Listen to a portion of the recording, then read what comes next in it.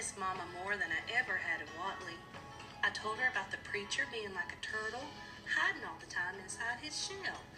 I told her about finding Winn-Dixie in the produce department and how, because of him, I became friends with Miss Franny Block and got a job working for a man named Otis at Gertrude's Pets and got invited to Sweetie Pie Thomas's birthday party. I even told Gloria Dump how Dunlap and Stevie Dewberry called her a witch. But I told her they were stupid, mean, bald-headed boys, and I didn't believe them. Not for long, anyway. And the whole time I was talking, Gloria Dump was listening. She was nodding her head and smiling and frowning and saying, and, is that right? I could feel her listening with all her heart, and it felt good. You know what, she said when I was all done. What? Could be that you got more of your mama in you than just red hair and freckles and running fast. Really? I said. Like what? Like maybe you got her green thumb. The two of us could plant something and see how it grows. Test your thumb out. Okay, I said.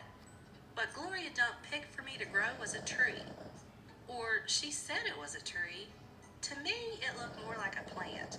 She had me dig a hole for it and put it in the ground and pat the dirt around it tight, like it was a baby and I was tucking it into bed. What kind of tree is it? I asked Gloria Dump. It's a wait-and-see tree, she said. What's that mean? It means you gotta wait for it to grow up before you know what it is.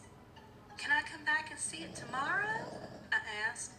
Child, she said, as long as this is my garden, you're welcome in it. But that tree ain't going to have changed much by tomorrow. But I want to see you, too, I said. Said Gloria Dump. I ain't going nowhere. I'll be right here. I woke Winn-Dixie up then. He had peanut butter in his whiskers, and he kept yawning and stretching. He licked Gloria Dump's hand before we left, and I thanked her. That night, when the preacher was tucking me into bed, I told him how I got a job at Gertrude's Pets, and I told him all about making friends with Miss Fanny Block and getting invited to Sweetie Pie's party, and I told him about meeting Gloria Dump. Winn-Dixie lay on the floor, waiting for the preacher to leave so he could hop up on the bed like he always did. When I was done talking, the preacher kissed me goodnight, and then he leaned way over and gave Winn-Dixie a kiss too, right on top of his head.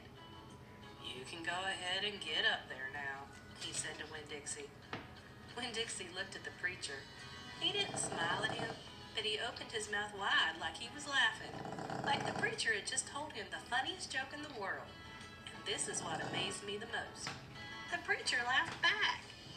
Winn-Dixie hopped up on the bed, and the preacher got up and turned out the light. I leaned over and kissed Winn-Dixie too, right on the nose, but he didn't notice. He was already asleep and snoring.